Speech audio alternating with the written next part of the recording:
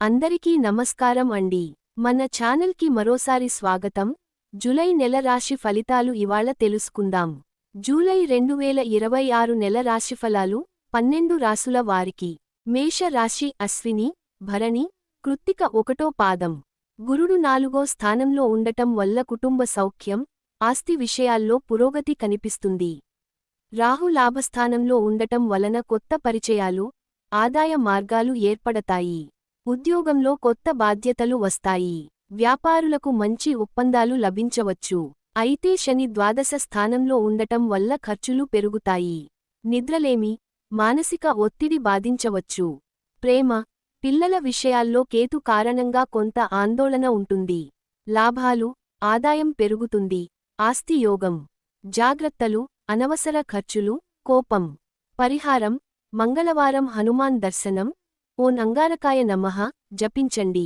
వృషభ రాశి కృత్తిక 2, 3, 4 పాదాలు, రోహిణి, మృగశిర 1, 2 పాదాలు.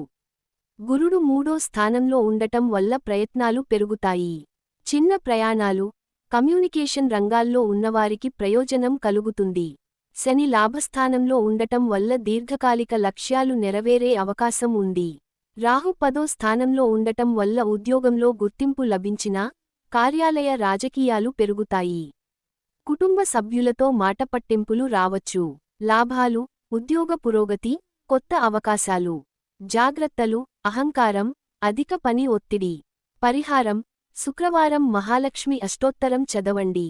మిథున రాశి మృగశిర 3, 4 పాదాలు, ఆరుద్ర, పునర్వసు 1, 2, 3 పాదాలు.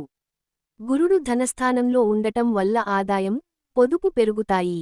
కుటుంబంలో శుభకార్యాల సూచనలు ఉన్నాయి.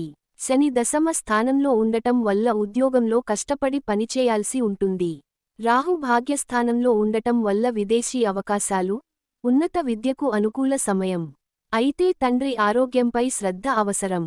లాభాలు, ఆర్థిక స్థిరత్వం, విదేశీ అవకాశాలు. జాగ్రత్తలు, పని, జీవిత సమతుల్యత. పరిహారం, బుధవారం విష్ణు సహస్రనామం పారాయణం చేయండి.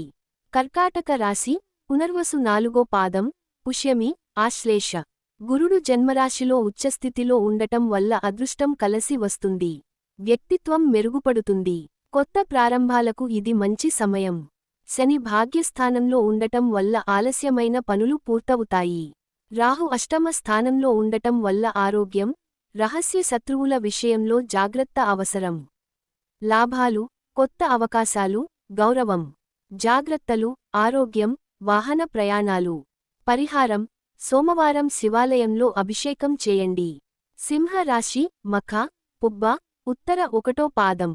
గురుడు ద్వాదశ స్థానంలో ఉండటం వల్ల ఖర్చులు పెరుగుతాయి. విదేశీ ప్రయాణాలకు అనుకూల సమయం.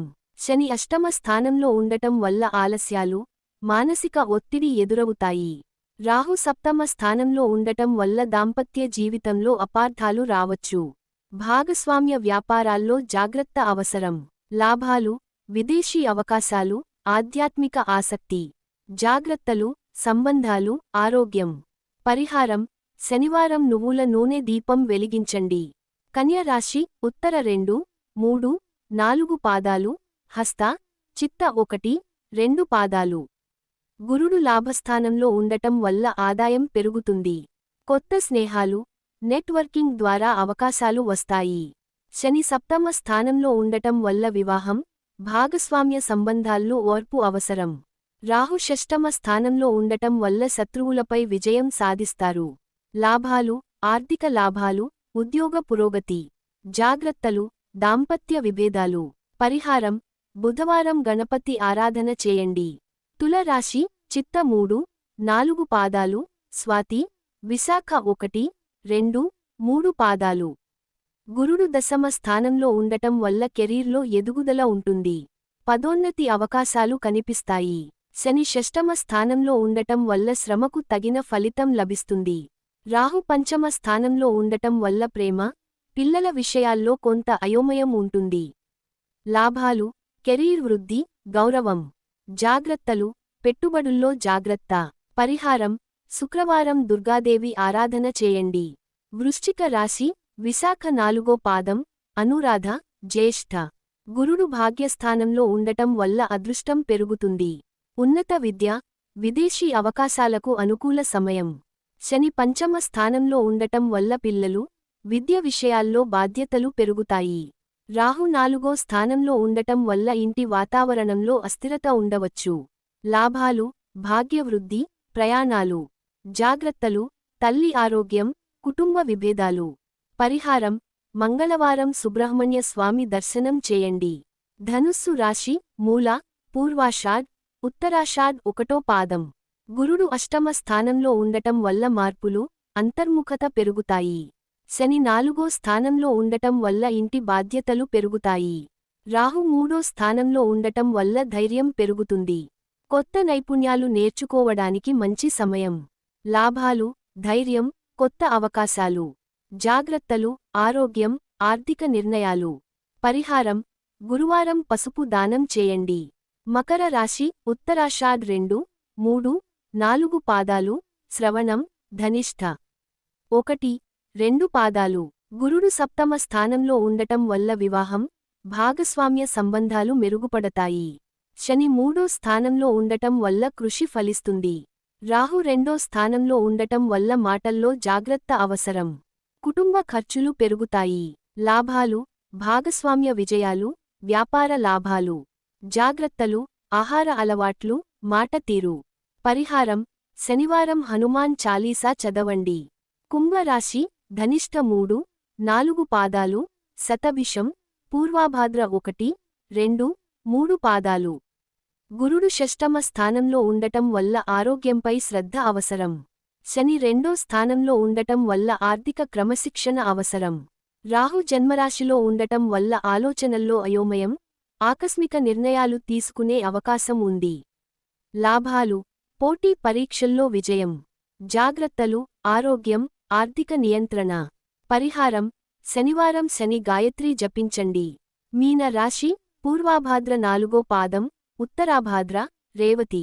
గురుడు పంచమ స్థానంలో ఉండటం వల్ల విద్య, పిల్లలు, సృజనాత్మకతలో పురోగతి ఉంటుంది.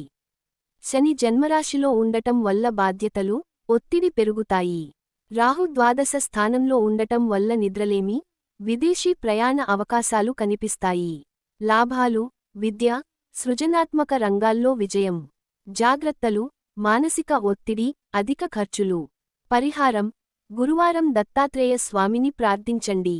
జూలై 2026 ప్రధాన సందేశం: గురుడు కర్కాటకంలో ఉచ్చస్థితి కారణంగా కుటుంబం, భావోద్వేగ భద్రత, విద్య, ఆస్తి విషయాలకు ప్రాధాన్యం పెరుగుతుంది. శని మీనంలో ఉండటం వల్ల ప్రతి రాశివారు ఓర్పు, క్రమశిక్షణ, ఆధ్యాత్మికతను పెంపొందించుకోవడం అవసరం.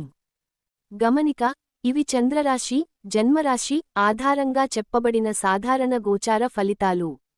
వ్యక్తిగత జాతకంలోని దశ, భుక్తులు, లగ్నం, గ్రహస్థితులను బట్టి ఫలితాలు మారవచ్చు. మీకు ఈ వీడియో నచ్చినట్లయితే లైక్ చేసి షేర్ చేయండి. అలాగే సబ్స్క్రైబ్ చేసుకోకపోతే సబ్స్క్రైబ్ చేసి మన ఛానల్ను సపోర్ట్ చేయండి. మరొక మంచి వీడియోతో మళ్ళీ కలుదాం. Stay tuned.